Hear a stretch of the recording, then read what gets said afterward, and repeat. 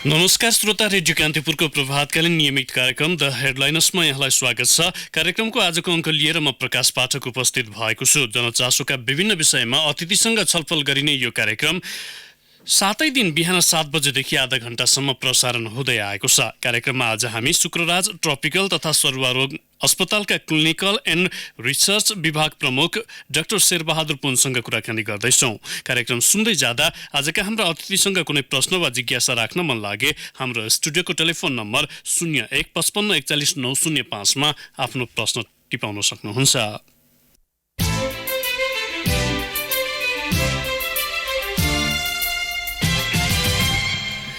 नेपालका पूर्वी तथा तराईका जिल्लाहरूमा देखिँदै आएको डेङ्गु रोग काठमाडौँ उपत्यकामा पनि फैलदो क्रममा रहेको छ। लामखुट्टेबाट सर्ने यो रोग नियन्त्रणको प्रयास अप्रभावकारी बनेपछि काठमाडौँ उपत्यकामा पनि देखिएको संक्रमण कसरी रोक्न सकिन्छ, डेङ्गुबाट बच्न अपनाउनु पर्ने उपाय तथा उपचार पद्धतिका विषयमा आजको कार्यक्रममा हामी छलफल गर्ने प्रयास गर्नेछौँ। छलफलका लागि शुक्रराज ट्रपिकल तथा सरुवा रोग अस्पतालका क्लिनिकल एन्ड रिसर्च विभाग प्रमुख शेरबहादुर पुन यति बेला हाम्रो टेलिफोन सम्पर्कमा हुनुहुन्छ। डाक्टर साहब नमस्कार, स्वागत छ कार्यक्रममा। धन्यवाद। अब उपत्यकामा समेत डेङ्गुको संक्रमण देखिएको छ। यो रोग कसरी पत्ता पाउने सर्वसाधारणले? वास्तविक रूपमा डेङ्गु भनेको चाहिँ केलाई बुझ्ने हामीले? यो डेङ्गु भनेको चाहिँ लामखुट्टेको टोकाइबाट सर्ने एक प्रकारको भाइरस हो र यो नेपालमा सन् 2004 देखि नै पत्ता लागेको हो। तर त्योभन्दा अगाडि के थियो यो बारेमा त अहिले पनि थाहा छैन। तर सन् 2004 यता चाहिँ नेपालमा देखिँदो क्रममा छ र यो बढ्दो क्रममा नै छ हरेक वर्ष जस्तो। सन् 2010 मा आउँदाखेरि यसले अलिकति बढी व्यापकता लिएको देखिन्छ। त्यसपछि चाहिँ हरेक 1-2 वर्षको अन्तरालमा कहिले अलिकति थोरै कहिले अलिकति धेरै र विशेष गरेर चाहिँ काठमाडौँ बाहिरका त्यसमा पनि तराईका जिल्लाहरूमा बढी मात्रामा देखिने गरेको छ। जस्तै उदाहरणको लागि बुटोल भयो, चितवन, झापा, यता बर्दिवास, जनकपुर यो साइडतिर चाहिँ अलिकति बढी मात्रामा देखिँदै आएकोमा चाहिँ अहिले पछिल्लो समयमा अलिकति यो प्री मनसुन सिजन भनौँ, यो अलिकति यसलाई मैले अलिकति बेमौसमी समय भन्छु। किन भन्दाखेरि नेपालको यो तथ्याङ्कहरू हेर्ने हो भने जहिले पनि पोस्ट मनसुनमा कहीँ न कहीँ आउटब्रेक भएको देखिन्थ्यो।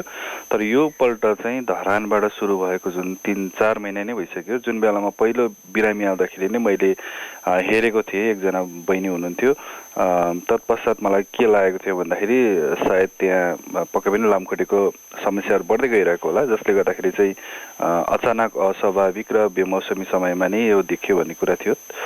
तत्पश्चात चाहिँ यो मैले पनि सोचेको भन्दा बढ्दो र तीव्र गतिमा चाहिँ बढ्दै गयो र यो त्यही रोकिएन।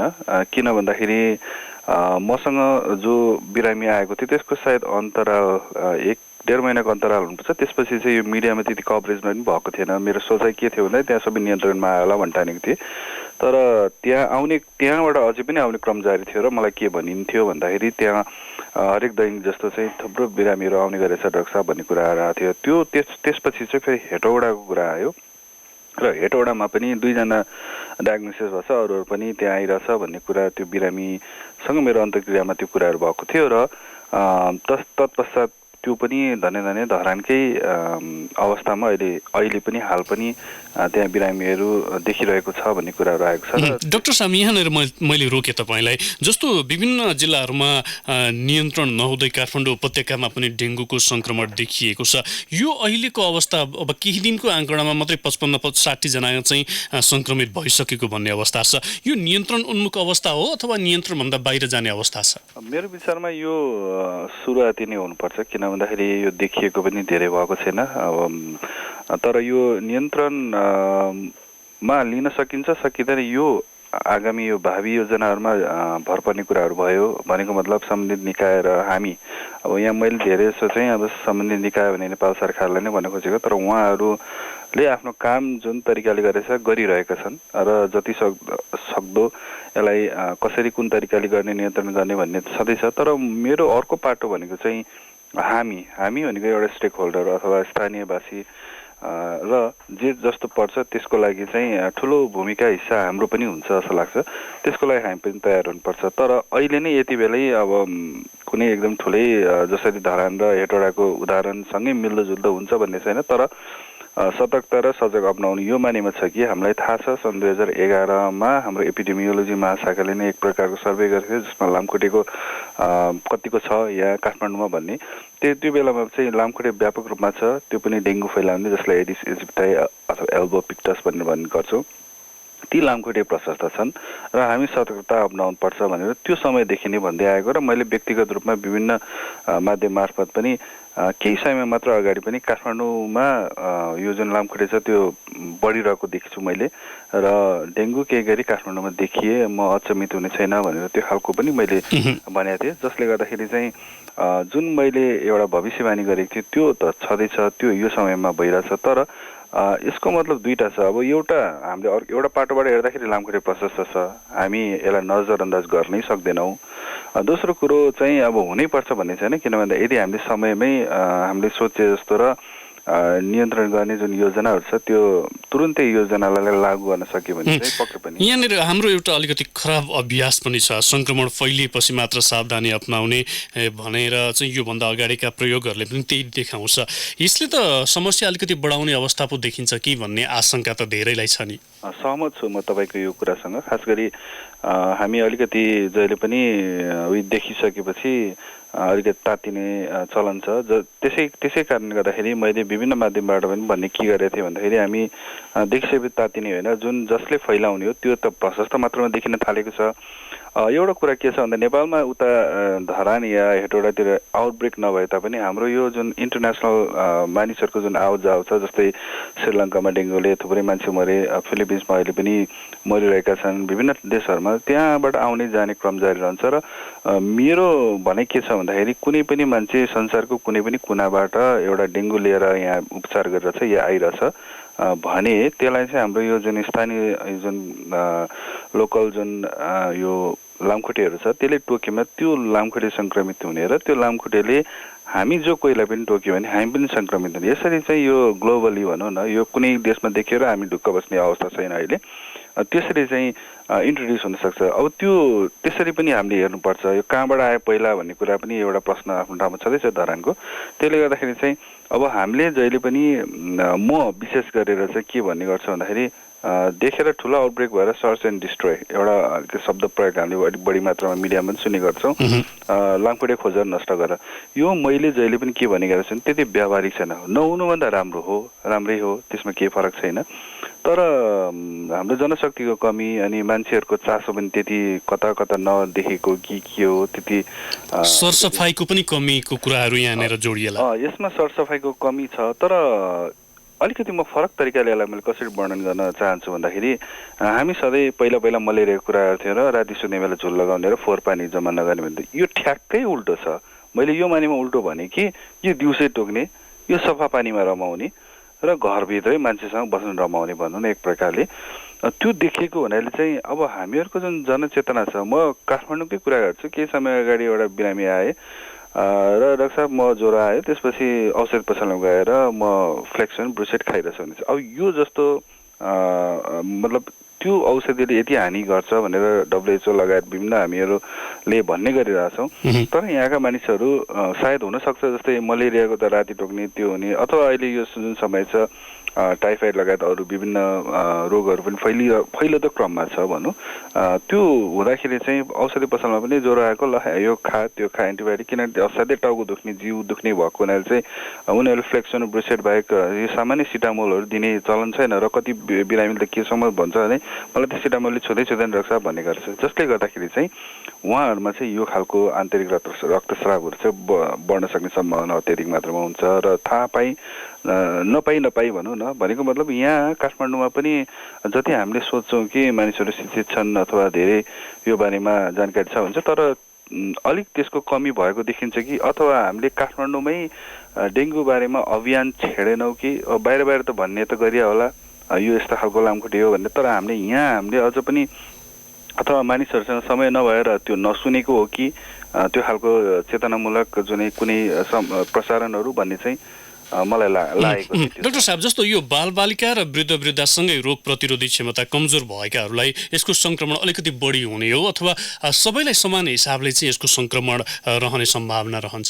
मैले अनुसन्धानहरू पढेको थिएँ। मैले आफूले गरेको एउटा अनुसन्धानको नतिजा के थियो भन्दाखेरि बालबालिका होइन, यो 20 देखि 40 वर्षको जुन युवा उमेरका जुन व्यक्तिहरू थिए त्यो बेलामा उहाँहरू नै सबैभन्दा बढी कडा डेङ्गु भएर आएको देखेको थिएँ। यसको मतलब अहिले पनि मैले हेरेँ कुनै बुढाबुढीहरू प्रशस्त मात्रामा भर्ना भएको। मैले धरानमा पनि थुप्रो व्यक्तिहरूसँग प्रश्न के गरेको थिएँ भने तपाईँहरूले त्यहाँ जुन इमर्जेन्सी या विभिन्न ठाउँहरूमा जुन ओपिडी लगायत डेङ्गु जुन चेक गर्न आउने ठाउँमा तपाईँले ससाना बालबालिकाहरू धेरै देख्नुभयो भन्दाखेरि कसैले पनि धेरै देखेन भन्थ्यो, सबै युवाहरू देखेको थियो भन्थ्यो। जुन कुरा चाहिँ मेरो अनुसन्धानले इङ्गित गरेको कुरा सत्य साबित थियो भन्ने मलाई लाग्दछ त्यो बेलामा पनि। र अहिले पनि जुन जस्तो तरिकाले हामी सोच्थ्यौँ, जस्तो रुगाला अहिले त फ्लू पनि फैलिरहेको छ, फ्लू भयो अथवा कुनै पनि अरू रोगहरू यो देखिएको अवस्थामा हामी सधैँ के भन्ने गर्छौँ एउटा भन्दाखेरि ससाना बालबालिका र वृद्ध झाडापखालाको कुरामै होस् होइन। तर यो डेङ्गुमा चाहिँ यदि तपाईँ हामीले अलिक नियालेर हेर्ने हो भने राम्रोसँग यहाँ युवाहरू बढी अलिकति कडा भएको भन्छु म। किन भन्दा अरूलाई पनि नहुने होइन, बिरामी नहुने भन्ने खोजिआएन मैले। तर धेरै मात्रामा चाहिँ योबाट उत्पन्न हुने जुन जटिलताहरू छ त्यो जटिलताको कारणले चाहिँ भर्नै हुनुपर्ने अवस्था चाहिँ अलिक बढी युवाहरूमा देखिएको हो कि भन्ने चाहिँ अनुसन्धानको पाटोले देखाएको छ। र सँगसँगै जति पनि यो हाम्रो अस्पतालमा आएर जुन परामर्श लिने अथवा चेक जाँच गर्नेहरू छ अथवा पोजिटिभ देखिएकाहरू छन् उहाँहरू चाहिँ कुनै त्यस्तो एकदम वृद्ध 60, 65, 70 वर्ष पुगेका अथवा 5 वर्ष मुनि 2 वर्ष मुनिका यस्ता खालकाहरू भन्दा पनि त्यस्ता खालकाहरू बढी देखिएको छ। अब यो अलिकति कता कता बाहिरतिरको विश्वको जुन डेङ्गुको जुन मानचित्र छ, हामीले कस्ता खालको बिरामीलाई खतरा छ भन्ने छ, त्योसँग कतै न कता बाजिएको हो कि जस्तो पनि देख्छु। त्यसले गर्दा डाक्टर साहब, जस्तो यो 1950 मा फिलिपिन्स र थाइल्यान्डमा पहिलो पटक देखिएको संक्रमण अहिले 100 भन्दा बढी मुलुकमा आइसकेको छ। अब डेङ्गु संक्रमणका लागि अन्य मुलुकहरूले चालेका कदम चाहिँ कस्ता छन्, कतिको व्यवहारिक पाइरहनु भएको छ, के छ तपाईँको अध्ययन? यो कस्तो छ भन्दाखेरि चाहिँ आधा विश्व नै डेङ्गुको संक्रमणको उच्च जोखिममा, यो WHO को भनाइ नै हो।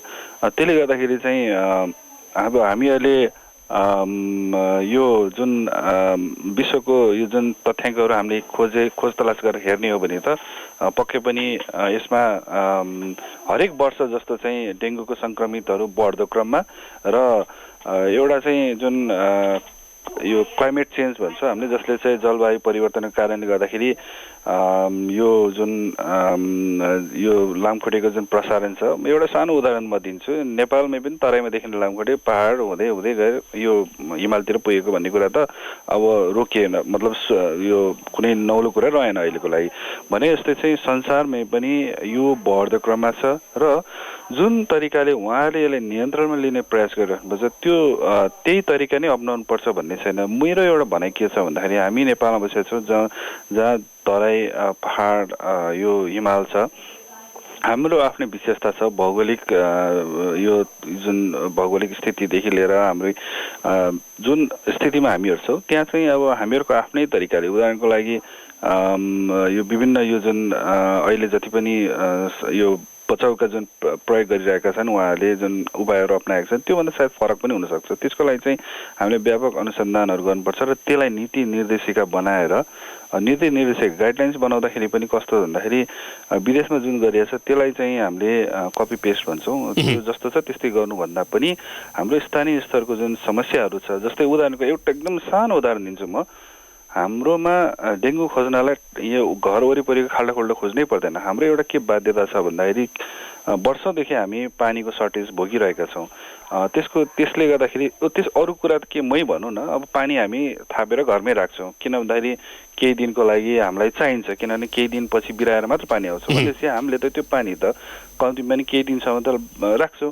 त्यो राखेपछि चाहिँ लामखुट्टेको लागि त्यो एउटा स्वर्ग जस्तै हो। सफा पानी छ, त्यहाँ केही दिनसम्म त्यो पानी चलाएन भने त्यहाँ लामखुट्टेले एउटा लार्वा विकसित हुन्छ र त्यसपछि चाहिँ त्यो नै ठुलो भएर हामीलाई टोक्न सुरु गर्छ। भनेपछि मैले यसलाई एउटा सानो उदाहरण दिएँ। भनेपछि हाम्रो देशको सुहाउँदो अथवा समस्या जुन छ, स्थानीय स्तरको जुन समस्या छ त्यो एउटा सानो अध्ययन गरेर हामी कहाँ चुकिरहेछौँ अथवा हाम्रो नौलो कुन कस्ता खालको चाहिँ समस्याहरू छ जुन चाहिँ इन्डिया अथवा अरू फिलिपिन्स श्रीलङ्काभन्दा फरक छ त्यो हामीले पहिचान गरेर चाहिँ हामी त्यो विरुद्ध अथवा त्यो समस्या विरुद्ध चाहिँ हामीले स्थानीय स्तरमै पुगेर त्यो खालको जुन योजनाहरू बनाएर त्यसलाई चाहिँ हामीले यो इम्प्लिमेन्ट गर्न सक्यौँ अनि मलाई जहाँसम्म लाग्छ अनि मात्र हामी अलिकति सफलता पाउँछ जस्तो लाग्छ। डाक्टर साहब, जस्तो विश्व स्वास्थ्य संगठनको तथ्याङ्क हेर्दा पनि विश्वका जम्मा 40% जनता चाहिँ यसको जोखिममा छन् भनेर WHO ले भनिरहेको अवस्था छ। हरेक वर्ष 3 करोडमा यसको संक्रमण बढिरहेको छ। यो तथ्याङ्क हेर्दा त भोलिका दिनहरूमा अझ अवस्था अलिकति बिकराल आउने सङ्केत देखिँदैन? पक्कै पनि मैले त्यसैतिर सङ्केत गरेको। हाम्रोमा म अचम्मित कहाँनिर अहिले भइरहेछु भन्दाखेरि हरेक वर्ष अथवा पछिल्लो वर्षहरूमा जुन तरिकाले यति देखियो उति देखियो भनेको छ यो सङ्ख्या 10 गुणाभन्दा पनि बढी मात्रामा यो वर्ष देख्यो। अझ यो त अहिलेको आजको मितिसम्म कुरा भयो। तर यो त जसरी मैले अघि पनि पहिले उल्लेख गरेँ कि खास गरी नेपालमा त अझ मनसुन सकिए लगत्तै देखिने हो। अब त्यो त आउन बाँकी नै छ र अहिलेसम्मको यो तथ्याङ्क जुन सुनाइरहेको छ त्यो 10 गुणाले पनि बढी मात्रामा देखिरहेको छ भने पक्कै पनि यो हाम्रो लागि चिन्ताको विषय हो र पक्कै पनि संसारमा जुन बढिरहेको छ त्यो सबैको लागि चिन्ताको विषय हो र जबसम्म हाम्रो कसैले अब यो बारेमा खोप विकास गर्दैन तबसम्म चाहिँ हामी अलिकति बस्ने उपायमा बढी विशेष ध्यान केन्द्रित गर्नुपर्ने हुने अवस्था छ। अब यो WHO कै तथ्याङ्कलाई आधार बाँध्दा पनि 2020मा संक्रमणको दर चाहिँ 50% घटाउने भनेर लक्ष्य राखेको छ। तर यो फैलदो संक्रमण दर र अहिलेको तत्कालीन अवस्थालाई मूल्याङ्कन गर्दा ऊ आफै त्यो लक्ष्यमा पुग्न सक्ने सम्भावना चाहिँ कतिको देख्नुहुन्छ तपाईँ? कुनै चमत्कारी भएन भने त पक्कै पनि त्यो लक्ष्य पुरा हुँदैन। त्यो भनेको चाहिँ मैले देखेको एउटै राम्रो पक्ष यदि भयो त्यो लक्ष्यमा पुग्ने हो भने चाहिँ यो खोपको विकास हुनै पर्दछ जसले गर्दाखेरि चाहिँ मानिसहरू त्योबाट उत्पन्न हुने जटिलताबाट बच्न सकियोस् अथवा संक्रमणले मान्छेहरू बिरामी भएर मर्न नपरोस्। त्यो भनेको एउटा खोप नै हो। होइन भने चाहिँ लामखुट्टे यस्तो तीव्र गतिमा बढेको छ। जस्तो उदाहरणको लागि एउटा म सिङ्गापुर दिन्छु। सिङ्गापुर यो जुन डेङ्गुबाट चाहिँ आहत भएको देश एउटा हो र सिङ्गापुर जस्तो सफा त्यहाँ कतिसम्म छ भन्दा गमलामा पानी देख्यो भने पनि $1000 चाहिँ फाइन गराउँछ। त्यस्तो कडा देशमा पनि डेङ्गुले छोडेको छैन आजको मितिसम्म पनि। भनेको एउटा उनीहरूको एउटा मुख्य चुनौती भनेको डेङ्गुलाई नियन्त्रण गर्नुपर्ने भन्ने छ र त्यसको लागि हरेक उसको आफ्नो जुन जनताहरू छ तिनीहरूलाई पनि कडा नियममा यस्तो बाँधेको छ जुन चाहिँ पैसा नै तिर्नुपर्ने फाइन तिर्नुपर्ने तर पनि सकिएको छैन भनेपछि त्यो अवस्था छ। त्यस्तो विकसित देशको अवस्था जो चाहिँ संसारकै सबैभन्दा सफा देश मध्येमा पर्दछ भने अब चुनौती कहाँसम्म रहेछ भन्ने कुरा देखिन्छ र जुन हामीले अब औषधि छर्किन्छौँ पनि यतिसम्म भन्ने गरिसकेका छ कि जुन औषधिहरू छ त्यो औषधि पनि कता कता प्रभावहीन हुँदै गइरहेको हो कि अथवा त्यो जुन औषधि छ त्यसलाई पचाउँदै गइरहेको हो कि अथवा अवश्य पनि पचाउँछ। किन भन्दाखेरि लामखुट्टे त अब आफूले आफ्नो वासस्थान नै परिवर्तन गर्दै गर्दै गएर यो जब पहाड हिमालतिर चढ्न सक्छ भने जुन हामीले प्रयोग गरेको जुन औषधिहरू छ त्यो विरुद्ध त उसले आफूले आफूलाई त पक्कै पनि पचाउन सक्छ भन्ने कुरा छ। डाक्टर पुण्य, यहाँलाई म केही बेर यहाँ रोक्छु, हामी ब्रेकमा जान्छौँ। ब्रेकपछि केही श्रोताका पनि प्रश्न लिएर म आउनेछु। कृपया टेलिफोन सम्पर्कमै बसिदिन यहाँलाई आग्रह गर्दछु। अहिलेलाई भने ब्रेकको पालो। ब्रेकपछि कार्यक्रममा पुनः स्वागत छ। कार्यक्रममा आज हामी शुक्रराज ट्रपिकल तथा सरुवा रोग अस्पतालका क्लिनिकल रिसर्च विभाग प्रमुख शेरबहादुर पुनसँग कुराकानी गरिरहेका छौँ। पछिल्लो समय उपत्यकामा समेत फैलदो क्रममा रहेको डेङ्गु संक्रमणका विषयमा केन्द्रित रहेर आज हामी उहाँसँग कुराकानी गरिरहेका छौँ। हामीलाई धेरै श्रोताको प्रश्न रहेको छ, उहाँलाई म कार्यक्रममा पुनः स्वागत गर्छु। डाक्टर साहब, यहाँलाई कार्यक्रममा पुनः स्वागत छ। धन्यवाद। धेरै श्रोताको प्रश्न छ। सुरुवातमा श्रोताकै प्रश्न यहाँलाई राख्छु। छविरमन अधिकारीले सिनामङ्गलबाट सुन्नु भएको छ, समाचारहरूले गर्दा मात्र भयावह स्थिति भएको हो कि साँच्चै अवस्था त्यस्तो छ? सजिलो भाषामा बुझाइदिनु पर्यो, कसरी बस्ने डेङ्गुबाट हामी त अनभिज्ञ छौँ। यो त्यो समाचारमा जस्तो तर्सिनु पनि केही पनि छैन। खास गरी चाहिँ एउटा राम्रो पक्ष के छ भन्दाखेरि संक्रमण हुँदैमा चाहिँ कोही मान्छे मरेको भन्ने त्यो धेरै कम हो। किन भन्दा तथ्याङ्क पनि हामी पल्टाएर हेर्ने हो भने 1% भन्दा पनि धेरै कम संक्रमित बिरामीको मृत्यु भएको भने विश्वव्यापी यो तथ्याङ्कको कुरा आयो। त्यसले गर्दाखेरि त्यो डराउनु पनि केही छैन। अवश्य पनि काठमाडौँमा केही ठाउँमा देखिएको हो, तर जति पनि मैले हेरेँ, किन भन्दाखेरि धेरै बिरामीसँग मेरो अन्तर्क्रिया भएछ काठमाडौँकै विशेष गरेर, उहाँहरूमा चाहिँ सबै कुराहरू जुन हामीले जाँच पडतालहरू गर्छौँ त्यसबाट चाहिँ त्यस्तो अप्ठ्यारो समस्याहरू आएको चाहिँ देखिएको छैन। त्यसले गर्दाखेरि हो पक्कै पनि एउटा हामीले जान्नुपर्ने कुरा के छ भन्दाखेरि लामखुट्टे छ, मैले यही पनि भने व्यापक छ। हामीले घर वरिपरि मात्र होइन घरभित्र पनि हेरौँ, एकचोटि निहालौँ। हो हाम्रो बाध्यता छ, पानी जम्मा गर्नै पर्छ, किनभने पानीको समस्या छ काठमाडौँमा, यो वर्षौँदेखिको कुरो हो। बेला बखतमा 1-2 दिन बिराउँदै त्यहाँ कतै लामखुट्टेले आफ्नो लार्वाहरू चाहिँ राखेको मतलब जन्माएको छ कि छैन, वृद्धि विकास भइरहेको छ कि छैन, त्यो चाहिँ हेरौँ।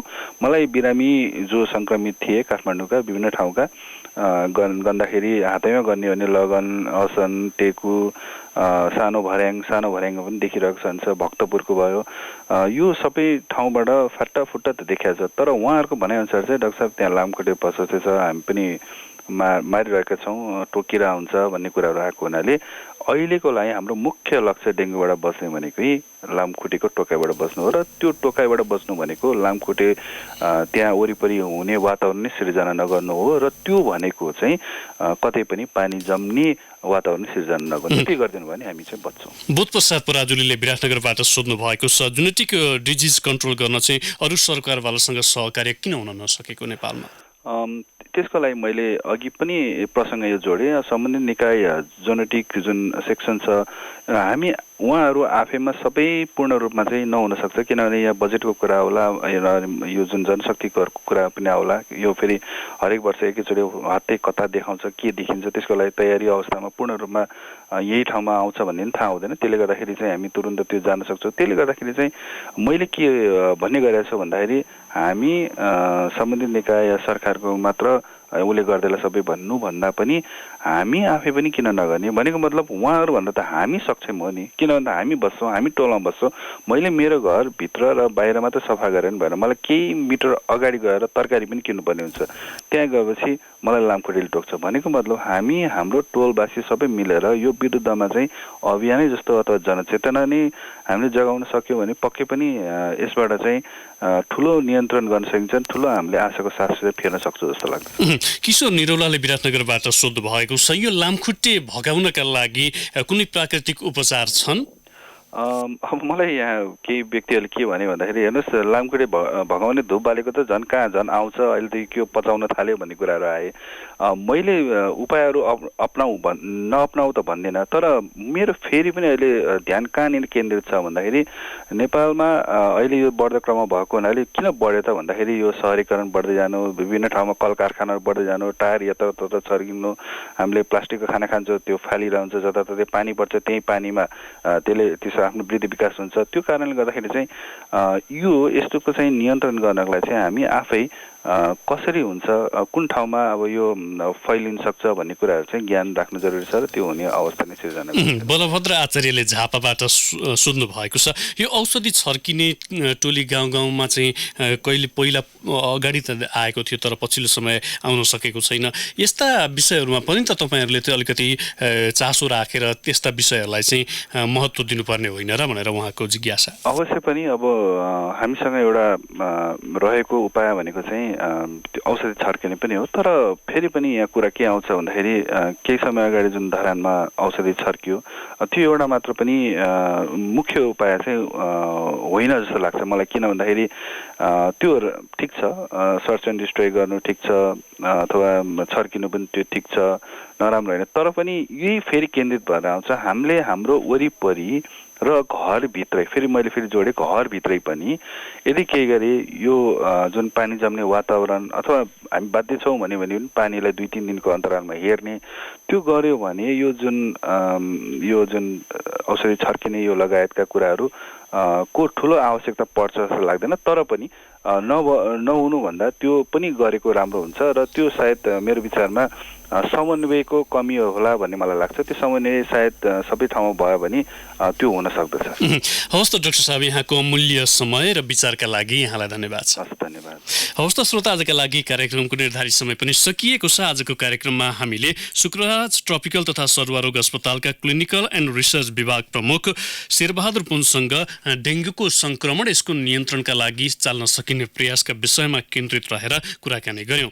समय अभावले गर्दा अम्बिका प्रसाद कोइरालाले मोरङबाट, त्यसैगरी पुरुषोत्तम पोखरेलले चापागाउँबाट सोध्नु भएको प्रश्न हामीले राख्न सकेनौं। कार्यक्रममा प्रश्न टिपाउने र सुनेर साथ दिने तपाईँ सम्पूर्ण श्रोताहरूलाई धेरै धेरै धन्यवाद। फरक प्रसङ्गमा अर्का अतिथिसँगको छलफल लिएर भोलि फेरि आउनेछौँ। आजको कार्यक्रमबाट न्युज डेस्कका सबै सहकर्मीसँगै प्राविधिक मित्र कृष्ण भण्डारी र म प्रकाश पाठक पनि बिदा हुन्छौँ। नमस्कार।